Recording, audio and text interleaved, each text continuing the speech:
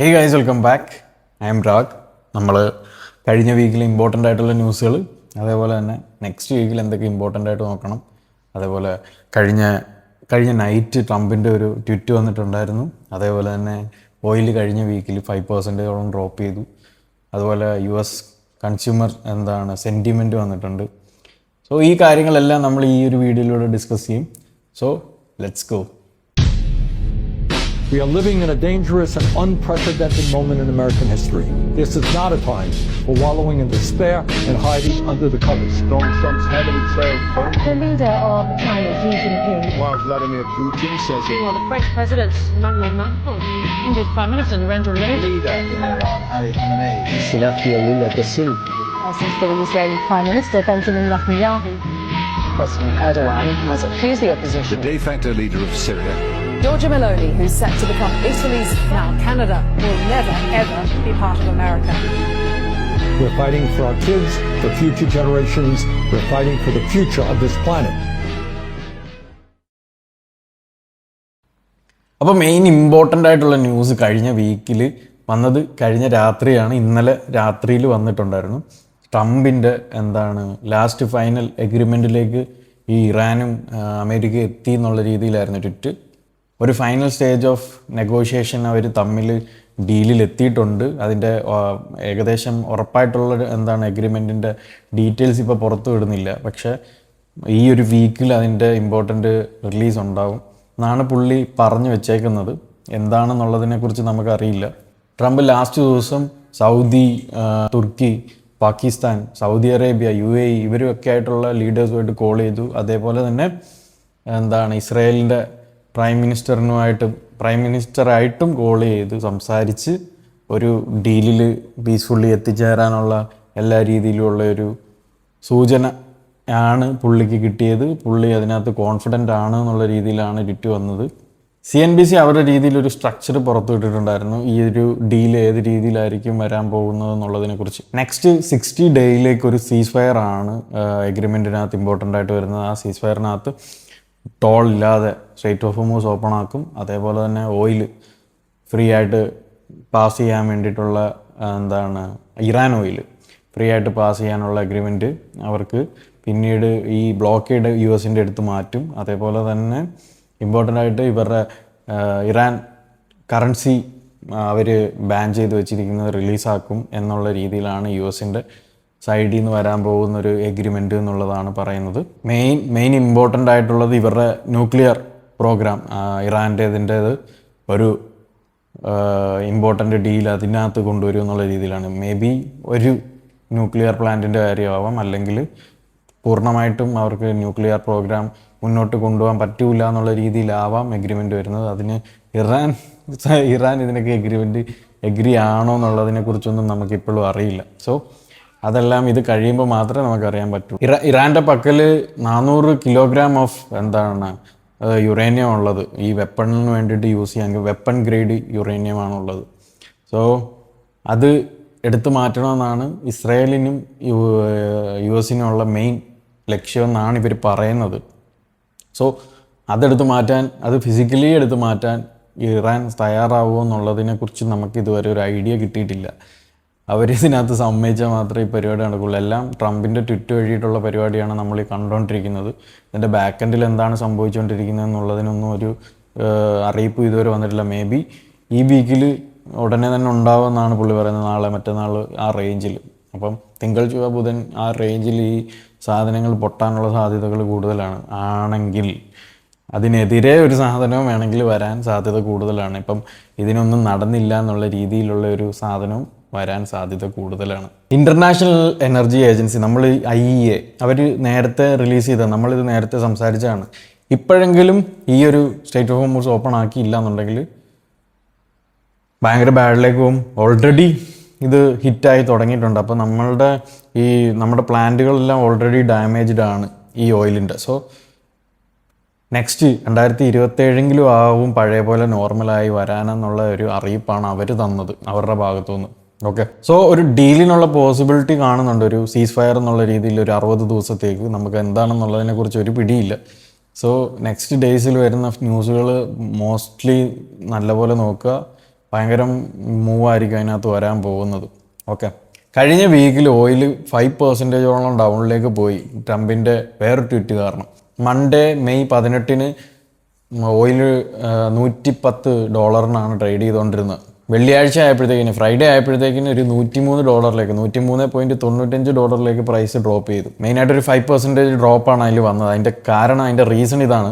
Trump തിങ്കളാഴ്ച ഒരു വലിയ മാസീവ് ഇറാൻ അറ്റാക്ക് ചെയ്യാനിരിക്കുകയായിരുന്നു എന്നുള്ളതിനെക്കുറിച്ച് അത് ആ ഒരു അറ്റാക്ക് ഡ്രോപ്പ് ചെയ്യുകയാണ് ഈ UAE, ഖത്തർ പോലെയുള്ള രാജ്യങ്ങളുടെ റിക്വസ്റ്റ് കാരണം അങ്ങനെ ഒരു സാധനം വന്നു, അങ്ങനെ ഒരു ട്വിറ്റ് വന്നു. വളരെ മാസീവായിട്ടുള്ളൊരു അറ്റാക്കിന് വേണ്ടിയിട്ട് തയ്യാറെടുത്തുകൊണ്ടിരുന്ന സമയത്താണ് ഇവരുടെ കോള് വരുന്നത്. ഇവർ കാരണം ഞാനിപ്പോൾ അത് ഡ്രോപ്പ് ചെയ്യുകയാണ് ചെയ്തത്, ഒരു നെഗോഷിയേഷന് സാധ്യതയുണ്ട് എന്നുള്ള രീതിയിലാണ് പുള്ളി അന്ന് സംസാരിച്ചത്. അതിൽ തന്നെ ഒരു 5% ഡ്രോപ്പ് എന്നിട്ടും ഒരു വീക്കിൽ വന്നിട്ടുള്ളൂ. 60% സ്റ്റിൽ നമ്മളുടെ പ്രൈസ് കൂടിയിരിക്കുക തന്നെയാണ് ചെയ്യുന്നത്. വേറെ മാറ്റമൊന്നുമില്ല, അതിനകത്തോട്ട് താഴോട്ട് വന്നിട്ടില്ല. നമുക്കറിയാം ഫെബ്രുവരിയിൽ തുടങ്ങുന്ന സമയത്ത് 60 to 65 ആ റേഞ്ചിലായിരുന്നു പ്രൈസ് ഓയിലിൻ്റേത്. ഇപ്പം 103 വന്ന് നിൽക്കുന്നത്. അപ്പം അതിനകത്ത് ഈ 5% ഡ്രോപ്പ് മാത്രമാണ് ഈ ഒരു ഡീറ്റിൽ വന്നത്. സോ പീസ് ഡീൽ വന്ന്, ഈ പീസ് ഡീലല്ല സീസ് ഫയറിൻ്റെ ഈ ഒരു ഡീല് വന്നാൽ തന്നെ നമുക്കൊരു ഡ്രോപ്പ് സംഭവിച്ചാൽ തന്നെ നെക്സ്റ്റ് ഈ ഷിപ്മെൻറ്റും കാര്യങ്ങളും ഒക്കെ ബാക്ക് ടു നോർമൽ ആവണം. എങ്കിൽ മാത്രമേ നമുക്ക് പഴയ രീതിയിലുള്ള ആ ഒരു നോർമൽ മാർക്കറ്റിലേക്ക് വരാൻ പറ്റുള്ളൂ. സോ ഞാൻ ഈ US പറ്റിയിട്ടുള്ള വീഡിയോസ് ചെയ്യുന്ന സമയത്ത് എനിക്ക് ഒരുപാട് മെസ്സേജുകൾ ഇങ്ങനെ വരും. US ആണോ മെയിനായിട്ട് നോക്കേണ്ടത്, ഇന്ത്യൻ മാർക്കറ്റിനെ കുറിച്ചൊക്കെ എന്താണ് നോക്കാത്തതെന്നുള്ളതിനെക്കുറിച്ച്. നമ്മളുടെ വീഡിയോസ് മെയിനായിട്ട് നമ്മൾ ചെയ്യുന്നത് ഫോറക്സ് മാർക്കറ്റിനെ കുറിച്ചിട്ടാണ്. ഫോറക്സിൽ ട്രേഡ് ചെയ്യുന്ന USD ബേസ്ഡ് ആയിട്ടാണ് ഇപ്പോൾ മാർക്കറ്റുകൾ പോയിക്കൊണ്ടിരിക്കുന്നത്. US ആണ് സ്ട്രെങ്തൻ ആയിട്ടുള്ള പെയർ നമ്മൾ ട്രേഡ് ചെയ്യുന്നത്. അപ്പം അതിനകത്ത് US ബേസ്ഡ് ആക്കിയിട്ടായിരിക്കും മെയിനായിട്ട് മൂവുകളൊക്കെ മെയിൻലി ഉണ്ടാകുന്നത്. സോ അതുകൊണ്ടാണ് നമ്മൾ US ബേസ്ഡ് ആയിട്ടുള്ള ന്യൂസുകൾ, UK ബേസ്ഡ് ആയിട്ടുള്ള ന്യൂസുകളും ഒക്കെ നമ്മൾ സംസാരിച്ചുകൊണ്ടിരിക്കുന്നത്. അപ്പം അതുകൊണ്ടാണ്, അല്ലാണ്ട് ഇന്ത്യയെ വേണ്ടാതെ വെച്ചിട്ടൊന്നുമല്ല. ഇന്ത്യൻ ന്യൂസുകളെ കുറിച്ച് സംസാരിക്കണമെന്നുണ്ട്. അത് നമുക്ക് ഇപ്പം തന്നെ ഇതിൻ്റെ റിസർച്ചും കാര്യങ്ങളൊക്കെ ചെയ്യുമ്പോൾ ഒരുപാട് സമയമെടുക്കും. അതുപോലെ തന്നെ ഇത് റെക്കോർഡ് ചെയ്യാൻ സമയമെടുക്കും. എനിക്ക് ഒറ്റ ദിവസം അല്ലല്ലോ 2 ദിവസമാണ് കിട്ടുന്നത് ഇത് റെക്കോർഡ് ചെയ്യാനും വീഡിയോ എഡിറ്റ് ചെയ്യാനും ഒക്കെ. അപ്പം അതിനകത്ത് ബാക്കിയുള്ള കാര്യങ്ങളും കൂടി ഇൻക്ലൂഡ് ചെയ്യാൻ വളരെ ബുദ്ധിമുട്ടുണ്ട്. അപ്പം അതിൻ്റെ കൂടെ തന്നെ നമ്മളുടെ ബിഗിനിങ് ലേണിംഗ് സീരീസ് ചെയ്തുകൊണ്ടിരിക്കുന്നുണ്ട് ഫോറക്സിൻ്റെ. അതും കംപ്ലീറ്റ് ചെയ്യണം. അല്ലെങ്കിൽ പിന്നെ ഇതിലേതെങ്കിലും ഒന്ന് ചെയ്യണം. എന്നിട്ട് അത് കംപ്ലീറ്റ് ആക്കിയതിന് ശേഷം ബാക്കിയെല്ലാം കൂടെ തുടങ്ങണം. അപ്പം നമുക്ക് പിന്നെയും സമയം ഉണ്ടാവും. സോ ഇപ്പം നമുക്ക് ഇന്ത്യൻ മാർക്കറ്റിനെ കുറിച്ച് ചെയ്യാൻ സമയമില്ല. ഇതാണിപ്പോൾ നമുക്ക് മെയിനായിട്ട് ചെയ്യാൻ പറ്റുന്നത്. പിന്നീട് ഇന്ത്യൻ മാർക്കറ്റിലും നമ്മളുടെ USD കറൻസികളുടെ USDയുടെ ഭയങ്കര ഇമ്പാക്റ്റ് ഉണ്ടാവും. സെയിം ഇത് തന്നെയാണ്. സോ USDയുടെ സ്ട്രെങ്തും കാര്യങ്ങളും ന്യൂസുകളും ഒക്കെ അറിഞ്ഞിരിക്കുന്നത് ഇന്ത്യൻ മാർക്കറ്റിന് നല്ലതാണ്. അപ്പം അവിടെ നിങ്ങൾക്കിത് യൂസ്ഫുൾ ആവും. ഫണ്ടമെൻ്റലി ട്രേഡ് ചെയ്യുന്നൊരു വ്യക്തിക്ക്, ഡിസ്ക്രിഷണറി ആയിട്ട് ട്രേഡ് ചെയ്യുന്നൊരു വ്യക്തിക്ക്. ഓക്കെ, ഏപ്രിൽ 28-29 നടന്ന ഫെഡിൻ്റെ FOMC മീറ്റിങ്ങിൻ്റെ FOMC മിനിറ്റ്സ് ഈ വീക്കിൽ ഡ്രോപ്പ് ചെയ്തിട്ടുണ്ടായിരുന്നു. നമ്മൾ കഴിഞ്ഞ വീക്കിൽ വീഡിയോയിൽ നമ്മൾ ഇതിനെക്കുറിച്ച് ഇമ്പോർട്ടൻ്റ് ആയിട്ട് പറഞ്ഞാണ് നോക്കണം. ഈ ഇമ്പോർട്ടൻ്റ് ആയിട്ടുള്ള കാര്യങ്ങൾ എന്താണിതെന്നുള്ളതിനെക്കുറിച്ച് നമ്മൾ സംസാരിച്ചാണ്. നമ്മളുടെ മീറ്റിങ്ങിൽ സംഭവിച്ച കാര്യങ്ങളെ ബ്രീഫാക്കി ഒരു ഡയറി പോലെ റിലീസ് ചെയ്യുന്നൊരു സാധനമാണ്. അതിനകത്ത് എല്ലാ കാര്യങ്ങളും അവരെങ്ങനെയൊക്കെയാണ് ഡിസ്കസ് ചെയ്തതെന്നും കാര്യങ്ങളും ഒക്കെ സൂചിപ്പിച്ചിട്ടുണ്ടാവും. സോ ഒരു റേറ്റ് ഹൈക്കിനെ കുറിച്ചാണ് ഇവർ സംസാരിച്ചേക്കുന്നത്. അതാണ് നമുക്ക് ഇതിനകത്തുനിന്ന് ഏറ്റവും കൂടുതൽ നോക്കിക്കാണാനുള്ളത്. മോസ്റ്റ് ഓഫ് ദ ഒഫീഷ്യൽസും അതിനകത്ത് ഡിസ്കസ് ചെയ്തേക്കുന്നത് ഒരു റേറ്റ്സ് ഈ ഒരു ഹൈയിൽ തന്നെ നിർത്താൻ വേണ്ടിയിട്ടാണ്. റേറ്റ്സ് കട്ട് ഈ ഒരു അടുത്തൊന്നും ഉണ്ടാവാൻ സാധ്യതയില്ല. ഇത് ഈ ഒരു സ്റ്റേ സ്ട്രോങ് ആയിട്ട് തന്നെ നിർത്താനാണ് സാധ്യത കൂടുതൽ. ഇൻഫ്ലേഷൻ ഇങ്ങനെ പോയാൽ റേറ്റ്സ് ഹൈക്കിനെ കുറിച്ച് അവർ സംസാരിച്ചിട്ടുണ്ട്. ഇനിയും ഇപ്പോൾ ഉള്ളതിനേക്കാളും വീണ്ടും കൂട്ടാൻ വേണ്ടിയിട്ട് തിങ്ക് ചെയ്യണമെന്നുള്ള രീതിയിൽ ഒഫീഷ്യൽസ് അതിനകത്ത് സംസാരിച്ചിട്ടുണ്ട്. പിന്നീട് നമുക്ക് അതിനകത്തൊരു ഹോപ്പ് എന്താണെന്നുള്ളത്, ഈ ഒരു പീസ് ഡീൽ വന്നു കഴിഞ്ഞാൽ, ഇപ്പം അതിനകത്ത് ഒഫീഷ്യൽസ് സംസാരിച്ചേക്കുന്ന ഒരു കാര്യം, ഈ ഇറാൻ്റെ ഈ ഓയിൽ ക്രൈസിസ് നമ്മളുടെ തീർന്നു കഴിഞ്ഞാൽ, ഈ ഒരു ഡീല് വന്നു കഴിഞ്ഞാൽ, അതാണ് ഇമ്പോർട്ടൻ്റ് ആയിട്ട് നമ്മൾ നോക്കേണ്ടത്. വന്നു കഴിഞ്ഞാൽ റേറ്റ് കട്ട് ഉണ്ടാകാനുള്ള സാധ്യതകൾ കൂടുതലാണ്. റേറ്റ്സ് കട്ട് ഉണ്ടാകുന്നത് ഗുഡാണ്. നമ്മളുടെ ഡോളർ അപ്പോൾ വീക്കനാവും. അതേപോലെ തന്നെ യൂറോ USD GBP USD ഈ കറൻസികളൊക്കെ സ്ട്രെങ്തൻ ആവാനും മേളേക്ക് പോകാനും ഒക്കെ ഉള്ള സാധ്യതകൾ കൂടുതലാണ്. അപ്പം റേറ്റ്സ് കട്ട് നാളത്തെ ഡീല് വരികയാണെന്നുണ്ടെങ്കിൽ സാധ്യത ഉള്ളത് കൊണ്ട് തന്നെ നിങ്ങൾ ആ രീതിയിൽ മാർക്കറ്റിനെ വ്യൂ ചെയ്യുന്നത് നല്ലതാണെങ്കിൽ നിങ്ങളുടെ വ്യൂ എടുക്കുക, ഇതിനകത്ത് അനലൈസ് ചെയ്യുക. ഞാൻ എൻ്റെ ഒരു വ്യൂ പറഞ്ഞതാണ്. ഓക്കെ, UK ഇൻഫ്ലേഷൻ വന്നു കഴിഞ്ഞ വീക്കിൽ. നമ്മൾ 3.3 ആയിരുന്നു മാർച്ചിലുണ്ടായിരുന്നത്, എക്സ്പെക്റ്റ് ചെയ്തിരിക്കുന്നത് 3% ആയിരുന്നു. സോ അതിനകത്ത് വളരെ വലിയൊരു ചേഞ്ചാണ് UK ഉണ്ടായത്. 2.8 ആണ് വന്നിരുന്നത്. 2.8% എക്സ്പെക്റ്റേഷനിനേക്കാളും താഴെയാണ്, 3%-നേക്കാളും താഴെയാണ് വന്നത്. എന്തുകൊണ്ടാണ് ഫാൾ ആവാനുള്ള കാരണം എന്ന് പറഞ്ഞു കഴിഞ്ഞാൽ അവിടുത്തെ ക്ലോത്തിങ് പ്രൈസിനും അതേപോലെ തന്നെ സർവീസ് ഇൻഫ്ലേഷനും ഒക്കെ കുറഞ്ഞാണ് ഇരിക്കുന്നത്. ഡ്രോപ്പ് ചെയ്തത് 4.5% ടു 3.2%-ലേക്കാണ് അത് ഡ്രോപ്പ് ചെയ്തത്. സോ അതൊരു ഒരു റിലീഫായിരുന്നു ഇൻഫ്ലേഷന്, UK ഇൻഫ്ലേഷന് വന്നത്. സോ എക്സ്പെക്റ്റ് ചെയ്തതിനേക്കാളും കുറഞ്ഞാണ് വന്നത്. അതൊരു ഗുഡ് ന്യൂസാണ് ബ്രിട്ടീഷ് പൗണ്ടിന് വന്നിരിക്കുന്നത്. സോ അതാണ് UK-ന്ന് നമുക്ക് കിട്ടിയത് കഴിഞ്ഞ വീക്കിൽ ഇമ്പോർട്ടൻ്റ് ആയിട്ട് നോക്കാനുള്ളത്. GBP USD ഒരു മിക്സഡ് റിയാക്ഷൻ ആയിരുന്നു തന്നത് കഴിഞ്ഞ വീക്കിൽ. പക്ഷേ മുന്നോട്ട് പോകുമ്പം ബാങ്ക് ഓഫ് ഇംഗ്ലണ്ടിന് ഈ ഒരു റേറ്റ്സ് കട്ട് ചെയ്യാനുള്ള ഒരു ചാൻസ് കിട്ടിയേക്കാണ്. സോ ഈ ഓയിലിൻ്റെ പ്രൈസും കൂടെ ഓയിലിൻ്റെ ഈ കോൺഫ്ലിക്റ്റും കൂടെ ഡ്രോപ്പായി കിട്ടിക്കഴിഞ്ഞാൽ, ഈ ഓയിലിൻ്റെ ക്രൈസിസും കൂടെ കുറഞ്ഞു കിട്ടിയാൽ, ഇവരുടെ ഈ ഒരു ഡീല് വന്നു കഴിഞ്ഞാൽ, ഇറാൻ്റെ ഡീല് വന്നു കഴിഞ്ഞാൽ ഇവർക്ക് ഇത് കട്ട് ചെയ്യാനുള്ള സാധ്യത കൂടുതലാണ്. സോ അത് ഗുഡ് ഫോർ GBP. സോ അത് നമ്മൾ നോക്കണം മുന്നോട്ട് പോകുന്ന സമയത്ത്. ഈ എല്ലാം ഓയിലിൻ്റെ മേളിലാണ്, ഈ ഒരു വാറിൻ്റെ ബേസിലാണ്. ട്രംപിൻ്റെ ട്വിറ്റ് പോസിറ്റീവായിട്ട് വരട്ടെ എന്ന് നമുക്ക് പ്രാർത്ഥിക്കാം. വന്നു കഴിഞ്ഞാൽ കൂളായിരിക്കും. പിന്നീട് നമുക്ക് ഈസി ആയിട്ടുള്ള ഒരു മാർക്കറ്റ് കിട്ടും. ഈസി ആയിട്ടുള്ളൊരു മാർക്കറ്റ് കിട്ടുമെന്ന് പറഞ്ഞു കഴിഞ്ഞാൽ ഫോർ ട്രേഡേഴ്സ്. പക്ഷേ എക്കണോമിക്കലി ഇത് സ്ലോ ആയിരിക്കും. വളരെ പ്രൈസും കാര്യങ്ങളും ഒക്കെ കൂടും സാധനങ്ങൾക്ക്. കാരണം ഇത് ഞാൻ പറഞ്ഞല്ലോ, മുമ്പേ പറഞ്ഞ പോലെ തന്നെ ഇൻ്റർനാഷണൽ എനർജി പറഞ്ഞേക്കുന്നത് ഈ സാധനം വരാൻ ഇനി 2027 എത്തും എന്നുള്ളതാണ്. ഓക്കെ, നമ്മൾ മുമ്പേ ഡിസ്കസ് ചെയ്തത് തന്നെ. അപ്പം കാരണം ഈ ഓയിൽ പ്ലാന്റുകളും കാര്യങ്ങളൊക്കെ ഇനിയും ഇപ്പോൾ ഓൾറെഡി ഡാമേജ്ഡ് ആയതൊക്കെ റെഡിയാക്കി എടുക്കാനും അതേപോലെ തന്നെ ഈ സ്ലോ ആയിട്ട് ഇനിയും പെൻഡിങ് ആയിട്ട് കിടക്കുന്ന കാര്യങ്ങളൊക്കെ ബാക്ക് ടു നോർമലിലേക്ക് എത്താനുള്ള ആ ഒരു സമയം, അതാണ് നമ്മൾ നോക്കി കാണേണ്ടത് ഇതിനകത്ത്. പിന്നീട് നമ്മൾ കഴിഞ്ഞ വീക്കിൽ ഡിസ്കസ് ചെയ്തപ്പോൾ പറഞ്ഞാണ് ഇമ്പോർട്ടൻ്റ് ആയിട്ട് കൺസ്യൂമർ കോൺഫിഡൻസ് നമ്മൾ നോക്കണം എന്നുള്ളത്. സോ മിഷിഗൻ്റെ കൺസ്യൂമർ കോൺഫിഡൻസ് മെയ്യിലേത് വന്നിട്ടുണ്ടായിരുന്നു. വളരെ കുറവാണ് വന്നിരുന്നത്. 48.2 വന്നേക്കുന്നത്. അത് വളരെ കുറവാണ്. 1952 മുതലുള്ള റീഡിങ്ങിൽ ഏറ്റവും കുറഞ്ഞ റീഡിംഗ് ആണ് ഈ ഒരു സർവേയിൽ വന്നേക്കുന്നത്. ലോവർ ദാൻ കോവിഡ്, അതുപോലെ തന്നെ ലോവർ ദാൻ 2008 ഫിനാൻഷ്യൽ ക്രൈസിസ്. ഇതിനേക്കാളും ഒക്കെ ലോവറാണ് ഇപ്പം കൺസ്യൂമർ കോൺഫിഡൻസ് ഈ ഒരു മിഷിഗൻ്റെ റിപ്പോർട്ടിൽ വന്നേക്കുന്നത്. ഓക്കെ, അമേരിക്കൻ പീപ്പിൾ ഒരു മാസത്തിൽ അവരുടെ വിലയോടുള്ള ഇപ്പം ഡോളറിനോടുള്ള സെൻറ്റിമെൻറ്റ് പറഞ്ഞ 9% ഡ്രോപ്പ് ചെയ്തേക്കുന്നത്. അവരുടെ മെയിൻ നോക്കിക്കാണുന്ന അവർ ഓയിലിൻ്റെ പ്രൈസിനെ കുറിച്ചും അതേപോലെ തന്നെ ഈ ടെറിഫ്സിനെ കുറിച്ചാണ് സംസാരിച്ചേക്കുന്നത്. ടെറിഫ്സ് കൂടുന്നതിനെ കുറിച്ചും അതേപോലെ തന്നെ ഈ നമ്മളുടെ ഓയിൽ പ്രൈസിനെ കുറിച്ചുമാണ് അവർ കൂടുതലും ഡിസ്കസ് ചെയ്തേക്കുന്നത്. ഇൻഫ്ലേഷൻ 4.7 ടു 4.5 എത്തിച്ചേരാനുള്ള സാധ്യതകളാണ് പറയുന്നത്. പക്ഷേ ഓൾറെഡി അത് 3.5 മേളിലാണ്. അത് ഈ വാറ് തുടങ്ങുന്നതിന് മുന്നേ ഉണ്ടായിരുന്ന റീഡിംഗ് ആണ്. ഫെഡിൻ്റെ ടാർഗറ്റ് 2% ആണ്. സോ ഓൾറെഡി ഇത് ഹൈയിൽ തന്നെയാണ്. സോ ഈ ഒരു സിറ്റുവേഷനാണ് ഇപ്പം അമേരിക്കൻസ് ഫേസ് ചെയ്തുകൊണ്ടിരിക്കുന്നത്. ഇതിൽ നിന്ന് നമ്മൾ നോക്കേണ്ടത് അവർ സ്പെൻഡ് ചെയ്യാനും ഹയർ ചെയ്യാനും ജോലിക്ക് ആളെ എടുക്കാനും ഒക്കെ ഉള്ള ആ ഒരു ഡിക്ലൈൻ വരാൻ സാധ്യതകൾ വരികയാണ്. സോ അതാണ് നമ്മൾ നോക്കിക്കാണേണ്ട ഈ ഒരു മിഷിഗൻ്റെ സെൻറ്റിമെൻറ്റിനകത്തൂടെ. യൂണിവേഴ്സിറ്റി ഓഫ് മിഷിഗൻ ഇറക്കിയേക്കുന്ന അവരുടെ സർവേയിൽ കൺസ്യൂമർ കോൺഫിഡൻസിനെ കുറിച്ച് നമ്മൾ നോക്കിക്കാണേണ്ടത് അതിനകത്ത്. ഓക്കെ, സോ എന്തൊക്കെയാണ് നെക്സ്റ്റ് വീക്കിൽ നമ്മൾ നോക്കിക്കാണേണ്ട ഇമ്പോർട്ടൻ്റ് ആയിട്ടുള്ള കാര്യങ്ങളെന്ന് നമുക്ക് നോക്കാം. ഇമ്പോർട്ടൻ്റ് ആയിട്ട് ഇറാൻ്റെയും അമേരിക്കയുടെയും ഡീല് തന്നെയാണ് ഇമ്പോർട്ടൻ്റ് ആയിട്ട് നോക്കേണ്ടത്. അങ്ങനെ ഒരു ഡീല് വരികയാണ് നാളെ മറ്റന്നാൾ, അതിൻ്റെ മറ്റന്നാൾ ഏത് സമയത്തും ഡ്രോപ്പ് ചെയ്യാൻ സാധ്യത ഉണ്ടെന്നുണ്ടെങ്കിൽ ഇമ്പോർട്ടൻ്റ് ആയിട്ട് 10 to 20% ഓയിലിൻ്റെ പ്രൈസ് പെട്ടെന്ന് ഡ്രോപ്പ് ചെയ്യാം. അതേപോലെ തന്നെ ഈ ഒരു ഇപ്പം ട്രേഡ് ചെയ്തുകൊണ്ടിരിക്കുന്ന ഒരു 80-85 ലെവലിലേക്ക് വരാനുള്ള സാധ്യതകൾ വളരെ കൂടുതലാണ്.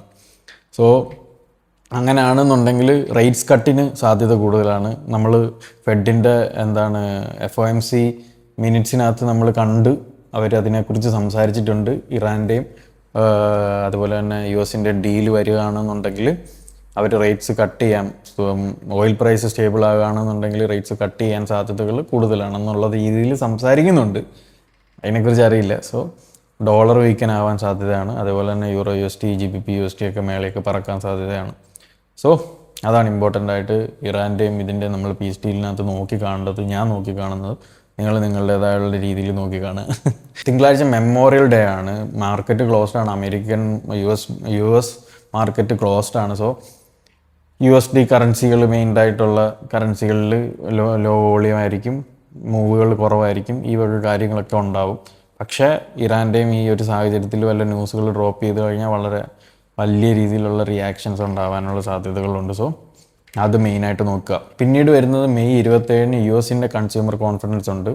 അത് നമ്മൾ ഓൾറെഡി യൂണിവേഴ്സിറ്റി ഓഫ് മിഷിഗൻ്റേത് കണ്ടതാണ്. ഇനി US-ൻ്റേത് വരുമ്പം നമുക്കതിനകത്തൊരു നിശ്ചിത ഇത് കിട്ടും. എന്താണ് US എക്കോണമി, അവരുടെ പീപ്പിൾ എന്താണ് എക്സ്പെക്റ്റ് ചെയ്യുന്നത് എന്നുള്ളതിനെക്കുറിച്ച് അത് ഡ്രോപ്പ് ചെയ്തിട്ടുണ്ടെന്നുണ്ടെങ്കിൽ മിഷിഗൻ്റെ സർവേക്ക് അതൊരു സൂചനയാവും, അതൊരു ഉറപ്പാവും.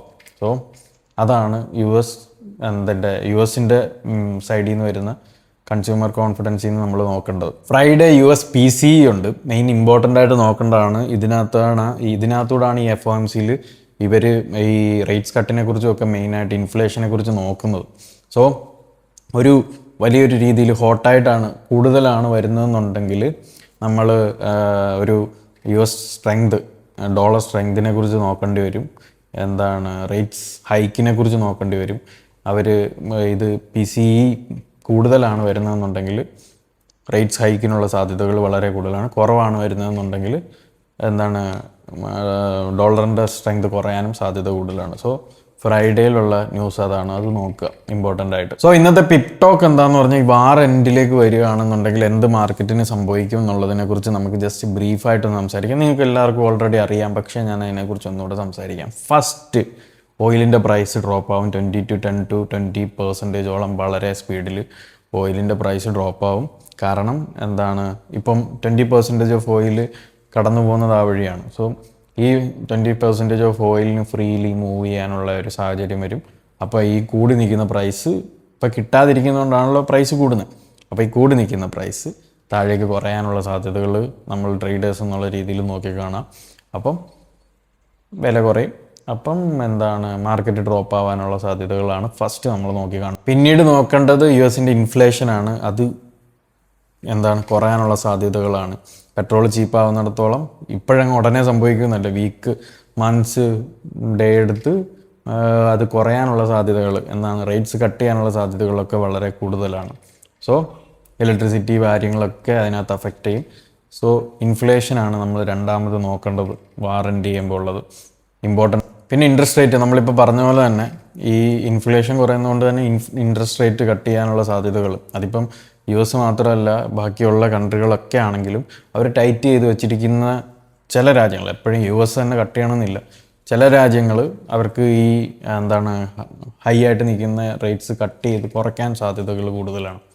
സോ അതാണ് ഇമ്പോർട്ടൻ്റ് ആയിട്ട് പിന്നീട് നമ്മൾ അതിനകത്തൂടെ നോക്കി കാണേണ്ടത്. പിന്നീടുള്ളത് ഡോളറാണ്. നമ്മളറിയാലോ, ഇത് എല്ലാവരും ചെയിൻ റിയാക്ഷനാണ്. ഡോളർ റേറ്റ്സ് കട്ട് മുന്നിൽ കാണുകയാണെന്നുണ്ടെങ്കിൽ ഡോളർ വീക്കനാവും. ഡോളർ വീക്കനാകുന്നത് കണ്ട് ഓപ്പോസിറ്റായിട്ട് നമ്മളുടെ യൂറോ USD, GBP USD മേളിലേക്ക് മൂവ് ചെയ്യും. സോ അതാണ് ഡോളറിനെ സംബന്ധിച്ച് നമ്മൾ നോക്കേണ്ടത്. റേറ്റ്സ് കട്ട് വരികയാണെന്നുണ്ടെങ്കിൽ ഡോളർ താഴോട്ട് പോകും. സോ അതാണ് മെയിനായിട്ട് കാണേണ്ടത്. പിന്നീട് നമുക്ക് നോക്കാനുള്ള ഗോൾഡിൻ്റെ കാര്യമാണ്. ഗോൾഡിൽ എന്ത് വേണമെങ്കിലും സംഭവിക്കാം. രണ്ട് രീതിയിൽ നമുക്ക് നോക്കാം. ഗോൾഡ് എന്ത് രീതിയിലും ഗോൾഡിന് റിയാക്ട് ചെയ്യാം. ഇപ്പം ഡ്രോപ്പ് ചെയ്യുകയാണെങ്കിൽ ബോണ്ട് മാർക്കറ്റ് താഴോട്ട് പോകും. അപ്പോൾ ഇൻട്രസ്റ്റ് റേറ്റ് കുറയുന്നത് വെച്ചിട്ട് ഗോൾഡിലേക്ക് ഇൻവെസ്റ്റ്മെൻറ്റുകൾ വരാൻ സാധ്യതയാണ്. വളരെ സാധ്യത പറയാം എന്നുള്ളതല്ലാതെ നമുക്ക് ഗോൾഡിനെ കുറിച്ചൊന്നും പറയാം എന്നുള്ളതിനെക്കുറിച്ച് ഒരു ധാരണയില്ല. സോ ഗോൾഡ് മേളിലേക്ക് പോകാനാണ് സാധ്യത. ഡോളറിൻ്റെ വീക്കൻസ് കാരണം ഈ റേറ്റ്സ് കട്ട് വരികയാണെന്നുണ്ടെങ്കിൽ സാധ്യത, പക്ഷെ പറയാൻ പറ്റില്ല. നിങ്ങളുടെ അഭിപ്രായം എന്താണെന്നുള്ളത് നിങ്ങൾ കമൻറ്റ് ചെയ്യുക. എൻ്റെ ഒരു ഇതിൽ ഇങ്ങനെയാണ് ഞാൻ എക്സ്പെക്റ്റ് ചെയ്യുന്നത്. I don't know. സോ ഞാൻ മെയിൻലി എന്താണ് ഫണ്ടമെൻ്റൽ വെച്ച് ട്രേഡ് ചെയ്യുന്ന ഒരാളല്ല. ഞാനിതിനെ സ്റ്റഡി ചെയ്ത് ഇങ്ങനെ പോകുന്നുണ്ട് എന്നുള്ളതുകൊണ്ട് എനിക്ക് ജിയോ പൊളിറ്റിക്സ് ആണ് ഏറ്റവും കൂടുതൽ ഇഷ്ടമുള്ള പരിപാടി. അപ്പോൾ അതുകൊണ്ടാണ് ഞാൻ ഈ വീഡിയോസ് ചെയ്യുന്നതും. ഞാനിത് വീക്കെൻഡ് ആകുമ്പോൾ ഇങ്ങനെ നോക്കാറുണ്ട്. ഡേ ടൈമുകളിൽ ഞാൻ ഈ ഫണ്ട് എന്താണ് മെയിനായിട്ടുള്ള ന്യൂസ് ഇവൻസിനെ കുറിച്ച് മാത്രമേ നോക്കുള്ളൂ. അതുപോലെ തന്നെ ഡ്രോപ്പ് ചെയ്യുന്ന ന്യൂസുകൾ, ഇമ്പോർട്ടൻ്റ് ആയിട്ടുള്ള മെയിൻ ഡ്രോപ്പ് ന്യൂസുകൾ വരുന്നുണ്ടോ എന്നുള്ളത് മാത്രമേ നോക്കത്തുള്ളൂ. അല്ലാതെ ഞാൻ ഇത് എൻ്റെ ബയാസാക്കി എടുത്ത് ചെയ്യാറില്ല. സോ അതാണ് എൻ്റെ ഒരു സ്റ്റൈൽ. സോ നിങ്ങളുടെ അഭിപ്രായം എന്താണ് ഗോൾഡിനകത്ത് ഉണ്ടാവുന്നത് എന്നുള്ളതിനെ കുറിച്ച് നിങ്ങൾ പറയാം. സോ ഇത്രയായിരുന്നു നമ്മളുടെ ഈ ഒരു വീക്കിലെ സംഭവം. മെയിനായിട്ട് US പരിപാടി തന്നെയാണ് നമ്മളുടെ എക്കാലത്തെ മെയിൻ ഇമ്പോർട്ടൻറ്റ് സബ്ജക്റ്റ്. സോ അതാണ് ഇമ്പോർട്ടൻ്റ് ആയിട്ട് നോക്കേണ്ടത്. സോ നെക്സ്റ്റ് വീക്കിൽ കാണാം. Guys, stay safe.